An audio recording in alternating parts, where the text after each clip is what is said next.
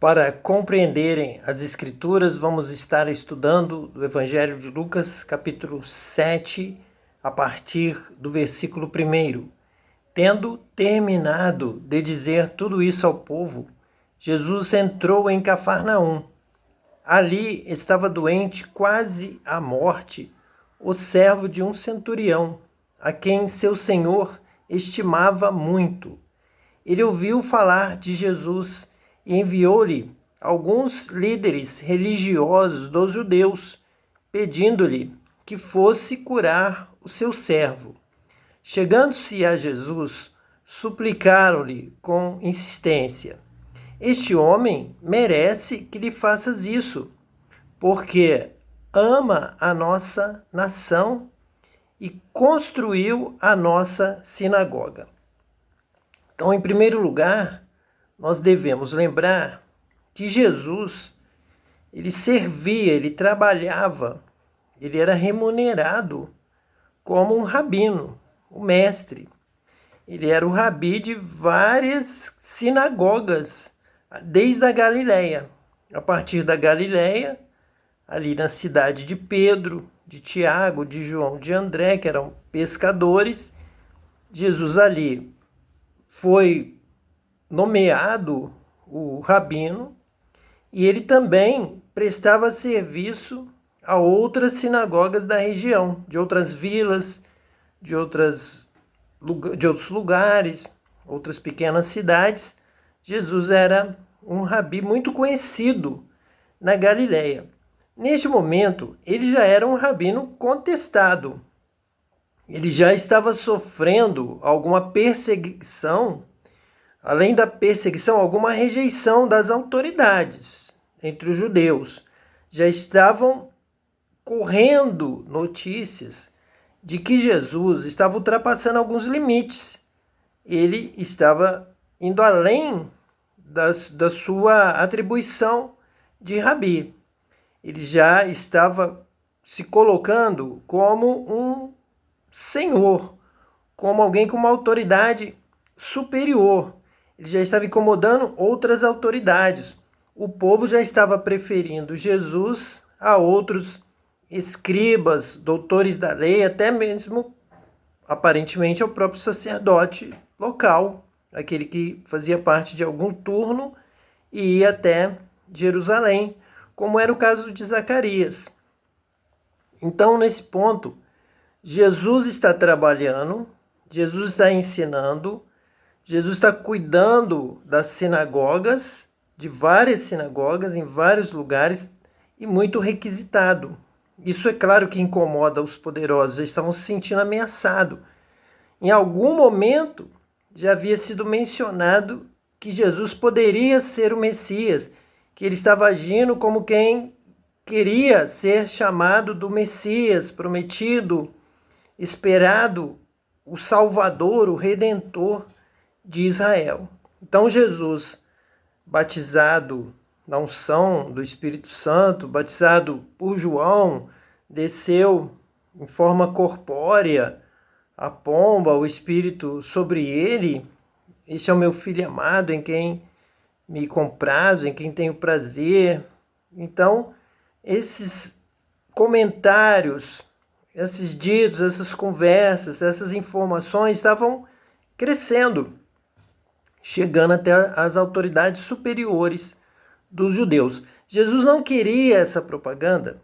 Jesus tentava evitar a pressa dos que iriam proclamar as curas, os milagres ou a sua palavra aparentemente como Messias de Israel, que iria ensinar todas as coisas, como entender a lei, como gravar, como obedecer, como praticar a lei. Então essa seria uma ação do Messias, iria trazer com isso, com a guarda da lei, com a obediência dos mandamentos, com a correta interpretação, entendimento e prática, viria a bênção de Deus sobre Israel, por agradá-lo, por obedecer o seu mandamento, a sua palavra, e assim viria a vitória, o triunfo, todas as promessas iriam se cumprir a partir da obediência, a partir de guardar a lei, das obras da lei, trariam o milagre, a redenção, a libertação de Israel. Israel estaria no cativeiro pelo tempo de desobediência. Mas com a vinda do Messias e o tempo da obediência, então tudo seria restaurado ao princípio, a terra prometida, Israel dominando a área que Deus havia prometido, todo o seu reino se expandido, como havia sido, por exemplo, no tempo de Davi, posteriormente Salomão, até que o reino foi dividido e foram novamente para o cativeiro posteriormente. Então, com isso, o centurião da corte de Roma, do exército romano, ele tinha um servo próximo, amigo, um ajudante de ordens bem próximo ao centurião, que estava doente, quase à morte. E o centurião estimava muito. Então, pela sua prerrogativa, pela sua ascensão, pelo que ele já havia feito para os judeus, para os religiosos judeus ali da sua área, onde ele exercia ali o seu comando como centurião, ele então pediu que fossem até Jesus, trouxessem esse Jesus. Porque também as notícias de Jesus, nós lemos aqui no versículo 3, que as notícias de Jesus já haviam chegado até Cafarnaum.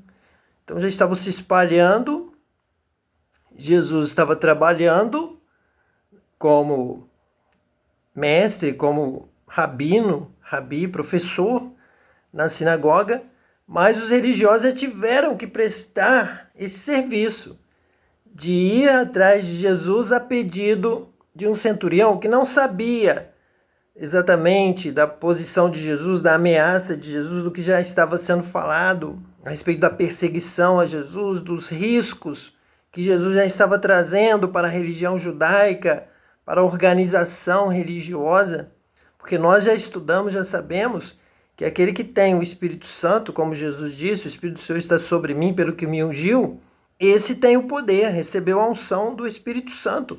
É esse que deve liderar a obra de Deus. É esse que deve liderar o momento, o mover de Deus para esses dias. É quem realmente der fruto, em quem realmente for comprovado por sinais, por sabedoria, por todo tipo de obra de Deus, de milagres, de algumas formas, por alguma avaliação espiritual, observar, verificar, testemunhar que o Espírito do Senhor realmente está sobre ele. Ele está ungido pelo Espírito Santo, com sinais, cura, libertação. Os demônios saem. Ele prega com autoridade, com sabedoria. Nós sentimos a presença de Deus quando ele fala. Então esse deve ser o líder. Esse que o Espírito Santo ungiu para esses dias. O Espírito Santo veio sobre ele, o Espírito Santo o escolheu. E os judeus já tinham um pouco essa perspectiva e sabiam que por isso Jesus já estava ameaçando toda a organização anterior que deveria ser mudada. Se chegou o Messias ungido pelo Espírito de Deus na liderança do momento para realizar a obra que Deus tem a realizar hoje no mundo, então eles deveriam entregar o cargo, deveriam todos passarem, desde o sumo sacerdote até esses líderes religiosos de Cafarnaum, entregar tudo para Jesus, entregar a ele toda a autoridade, dar a ele toda a glória. Mas eles estão com o coração endurecido. Eles não querem, não vão conseguir ceder e entregar a Jesus toda a honra, toda a glória, todo o poder, toda a autoridade, a direção da obra de Deus, da vontade de Deus, da palavra de Deus para aqueles dias. Então, é uma forma de dizer que aqui os líderes religiosos dos judeus estariam com mais ódio de Jesus, sentindo-se humilhados. Então, eles não poderiam resolver o problema, mas Jesus poderia. É mais uma prova. O povo vai entender que ele é o Messias. O povo vai entender que ele tem que nos liderar.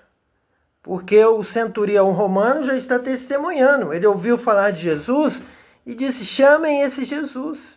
É isso que eu preciso, é esse que traz a solução. É esse que tem o poder de Deus, é esse que tem a resposta. Então foram até Jesus e suplicaram-lhe com insistência, versículo 4, para agradar, atender o centurião. Eles se sentiram ameaçados porque o centurião ajuda muito a sinagoga. Então dizem, este homem merece que lhe faças isso porque ama a nossa nação e construiu a nossa sinagoga. Então nós temos essa dívida, é por isso que nós estamos aqui.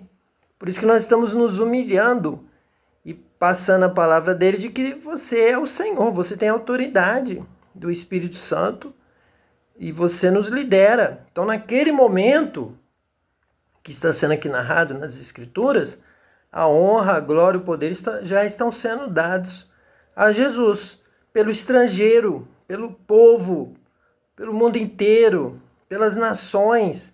Realmente esse é o Rei dos Reis, esse é o Senhor dos Senhores, esse é o Rei das nações. O poder está sobre ele, a unção está sobre ele, a sabedoria está sobre ele de tal maneira que ele já está convencendo o mundo. Os romanos, os dominadores já estão reconhecendo que Jesus é o Senhor, que ele tem poder, que ele pode fazer. Então é ele que deve realmente liderar a obra de Deus nos seus dias.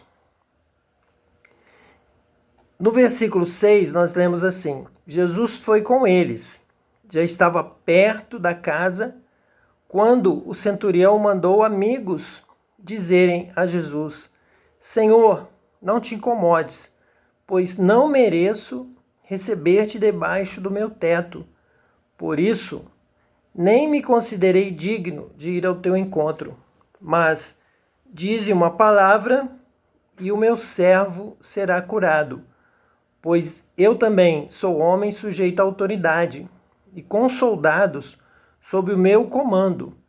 Digo a um, vai, e ele vai, e a outro, venha, e ele vem. Digo a meu servo, faça isto, e ele faz.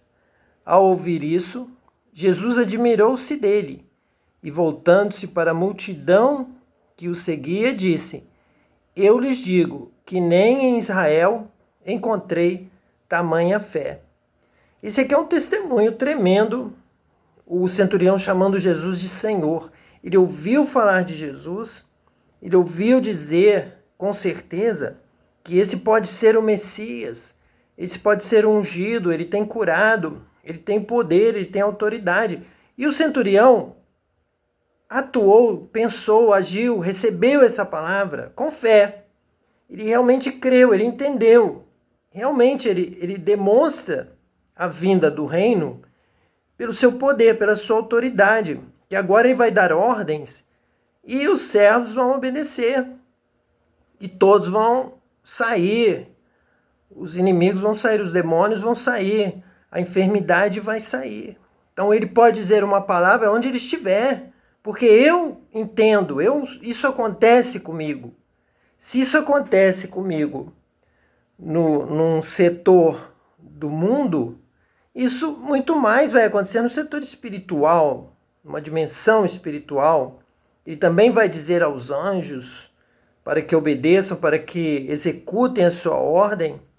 Então ele é Senhor, ele é autoridade, ele é o Rei, ele é o Messias. Ele realmente tem poder. Se ele tem poder, ele vai dar uma palavra, mas diz uma palavra e o meu servo será curado. E é isso que Jesus quer. Jesus quer essa fé nele, a partir da sua palavra de fé, crer e assim ser batizado com o Espírito Santo. E assim receber este dom de sabedoria, de discernimento. Esse centurião já estava pronto para ser batizado com o Espírito Santo. Tal era a sua fé, ele já começa a receber dom de sabedoria, de discernimento, de entendimento. É isso que o Espírito Santo faz. E o Espírito Santo é o Espírito da promessa para todo aquele que crê. Crer e ser batizado. Será salvo. Será batizado com o Espírito Santo, vai obedecer a Deus, vai andar em justiça, em santidade, em verdade, e verá o Senhor. E o Espírito Santo vai te conduzir para a eternidade pelo caminho estreito, entrando pela porta estreita, e você não se desviará nem para a direita nem para a esquerda. Então Jesus se alegrou que esse centurião tem fé, já está no caminho da fé, no caminho da vitória, no caminho da bênção, no caminho do batismo com o Espírito Santo, que esse entendimento, o batismo com o Espírito Santo nos traz esse discernimento correto de Jesus. Uma das promessas de Jesus a respeito da vinda do Espírito Santo é que ele nos faria lembrar de tudo que ele houvesse dito, que Jesus tenha falado. E não só o lembrar da palavra, mas também o entender a palavra, compreender a palavra, receber poder do Espírito Santo para praticar a palavra, viver de acordo com a palavra e receber dons, sabedoria do Espírito Santo para pregar a palavra, para ensinar ao mundo inteiro, ir por todo o mundo e pregar o evangelho a toda a criatura. Veja a amplidão, a amplitude dessa promessa. Ir a todo mundo, pregar o evangelho a toda criatura, somente pelo poder do Espírito Santo, mas ficar em Jerusalém, até que do alto sejais revestidos de poder. Então ireis por todo mundo, a partir de Jerusalém, da Judéia, Samaria, até os confins da terra. Mas isso é possível, essa grande obra, tremenda obra, pelo batismo com o Espírito Santo. Aí é possível sim. Tanto é que Paulo saiu pelo mundo, Pedro, João na ilha de Patmos, João no seu ministério e tantos outros foram saindo, Timóteo, ainda Marcos, João Marcos e tantos outros. E até os nossos dias, quando alguém é batizado com o Espírito Santo, recebe essa alegria do Evangelho, essa força, o poder do Espírito Santo e o prazer nas coisas de Deus, nas coisas santas. Prazer no Evangelho, prazer, alegria no Espírito Santo de servir a Deus. Que Deus te abençoe, que você também seja batizado com o Espírito Santo e receba essa alegria, esse poder para pregar o Evangelho a toda criatura na unção do Espírito Santo, que te fará lembrar de todas as coisas na hora certa. Você vai abrir a sua boca, o Espírito Santo vai encher, vai te dar a palavra de vitória, a palavra de sabedoria, a palavra da fé, e muitos irão se converter ao Senhor e serão também batizados com o Espírito Santo. Que Deus te abençoe hoje e eternamente, em nome de Jesus, o Messias. Amém.